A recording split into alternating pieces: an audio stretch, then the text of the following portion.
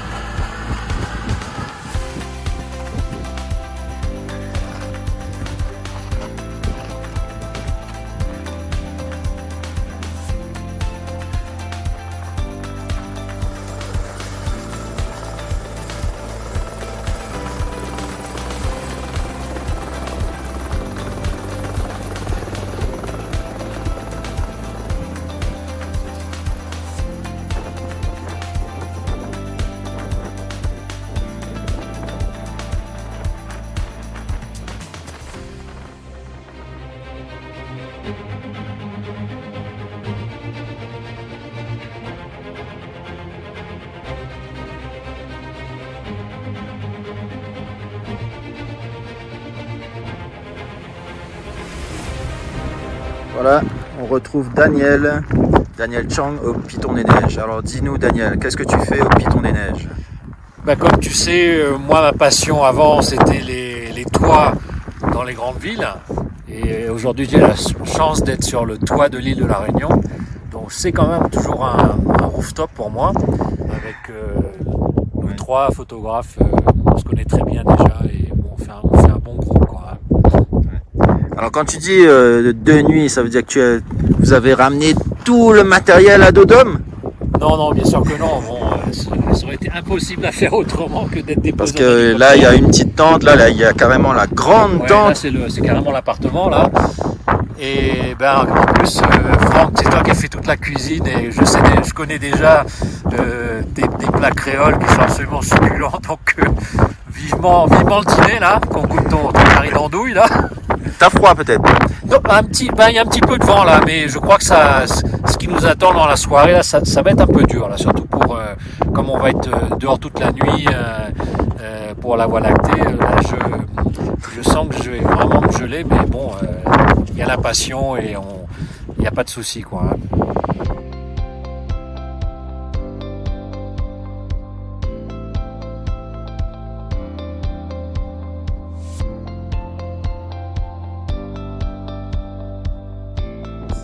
Bon Alexis, tu es venu avec nous là au sommet du Piton des Neiges.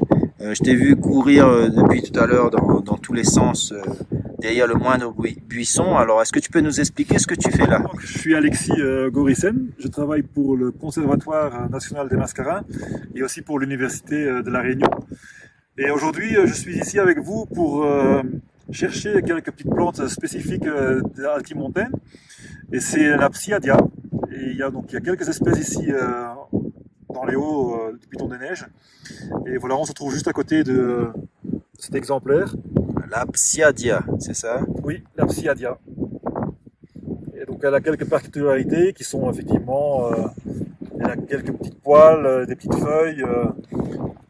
Elle est assez courte sur pattes, si on peut dire, et avec ses belles petites fleurs jaunes au centre. Ouais. C'est une espèce qui est endémique de la Réunion. Donc voici Franck Grondin là, déjà à l'œuvre avec son laptop pour traiter les photos qu'on a prises juste après notre arrivée en hélicoptère sur le Piton des Neiges. Alors Franck, comment ça se passe jusqu'à présent là? Ben, ça se passe en fait exactement comme on avait prévu. On a des conditions optimales pour réaliser de belles prises de vue de la Réunion et du Piton des Neiges, hein, depuis le Piton des Neiges. Donc non, je suis pas passé au post-traitement, quand même pas. Mais je m'assure que les prises que j'ai fait là tout à l'heure, elles sont bonnes pour ne pas avoir à les refaire demain. Comme ça, on change les points de vue. Ouais, en plus on va faire tellement de photos qu'il va bien un moment falloir décharger les cartes mémoire de nos appareils, quoi. Hein. Recharger les batteries. Ouais. C'est pour ça qu'on a au minimum 5 batteries chacun pour réaliser les prises de vue. Ouais. Moi, toi, Serge Leclège. Oui. Et en plus, les batteries, elles durent moins longtemps avec le froid qu'il va faire là. Hein. Et le froid, on en a. Bon, je pense que vous entendez, on est sous la tente et ça souffle bien dehors. Voilà. Ok, ben écoute, de toute façon, moi aussi, je vais me mettre un peu à voir un peu les photos et pourquoi pas plus tard commencer à en poster, quoi. Hein. Ah oui, je pense qu'on aura de belles photos à poster. Ça, ouais. Coucou Serge, excuse-moi de te déranger en plein shoot. Alors, est-ce que ton expédition se déroule comme tu l'avais prévu? Regardez la météo, on a une météo fantastique aujourd'hui. C'est vraiment rare d'avoir toute la Réunion dégagée. On voit du sommet jusqu'au volcan, donc on a énormément de chance. Et puis on a une nuit fantastique, quoi, avec un ciel ultra dégagé, une belle voie lactée, et on a pu shooter toute la nuit. Toute la nuit, oui. Et quand je regarde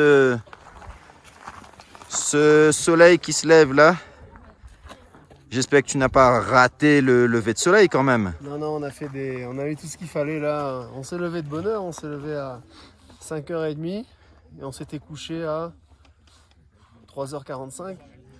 Oui. Voilà, oui. La nuit était courte. Hein, Là, c'était la totale alors. Coucher, voie lactée, lever de soleil, tout alors. Ouais, on a mangé, on a shooté jusqu'au coucher de soleil.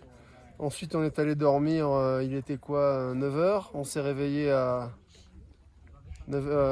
minuit 30, voilà, pour shooter. On a fini le shoot à 3h30, 3h45, et puis on s'est levé à 5h30 ce matin pour avoir des belles images. Et je t'ai vu particulièrement t'intéresser à cette vue là, totalement dégagée vers le Piton de la Fournaise. Pourquoi? Il y a une raison particulière derrière?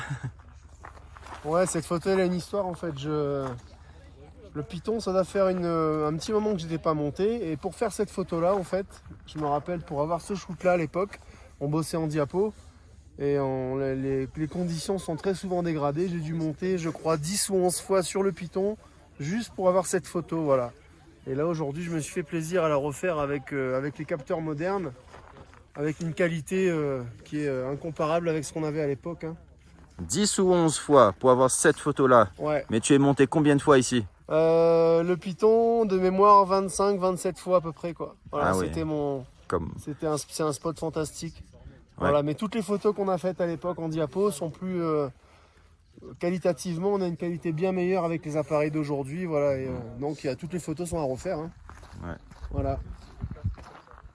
Donc on retrouve les mêmes paysages avec une qualité de photo incomparable avec... Alors même paysage, donc on pourrait dire que tu t'en lasses un petit peu, non? Non, au contraire, non, c'est vraiment... de toute façon, tous les jours la lumière est différente. On n'a pas les mêmes conditions et puis on n'a pas le même mindset tous les jours. Donc un jour on va voir une photo ici, peut-être qu'une autre fois on aura envie, on verra quelque chose qu'on n'a pas vu, ou la lumière nous permettra de faire des choses qu'on n'a pas vues. Ça bouge tout le temps en fait. Hein. Magnifique condition en tout cas ce matin, au deuxième jour de notre expédition.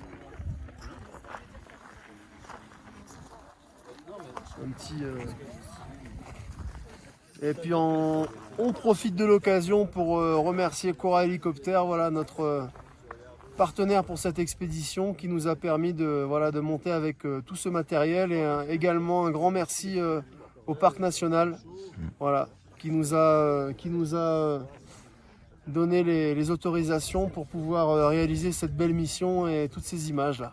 Ouais. Donc là, je pense que le boîtier, il doit être plein. Full.